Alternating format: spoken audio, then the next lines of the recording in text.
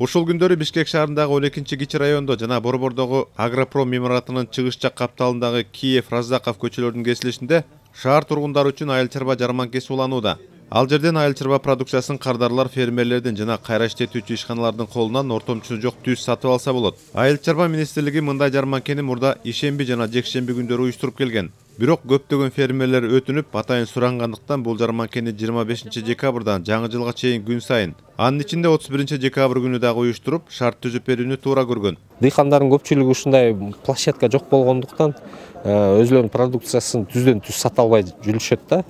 Ортомчуларга берип, анан ортомчулар баягы основной баларды көтөрүп, анан баягы доходдун көбүн алар алып кетип атат да. Анан бул жерде фермерлер өзлөрү ошол түздөн түз сатып доходун көбөйткөнгө мүмкүнчүлүк. Анан экинчиден баары бир фермерден сатылган соң бул продукциянын баасы бир аз төмөн да, эми толугу менен эмес, кээ бир продукциянын баасы ошол эле баада сатылып атат. Буларды акча жасап алалы деп атат да.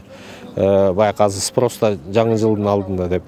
А бирок мисалы эт, жумуртка дагы ушундай продукциялардын баасы төмөнүрөөк базардагы караганда. Негизи ярмарка керек элге. Анткени Ош базарга же Орто Сайске же бияка Алматинскиде базарга жеткиче абдан убакыт алат да. Монда чыкканга жакшы, базар баасынан бир аз сылдайраак экен. Көптү айта албайм, что кээ бир продукция бар, который на уровне базардын баасы менен жүрүп атат.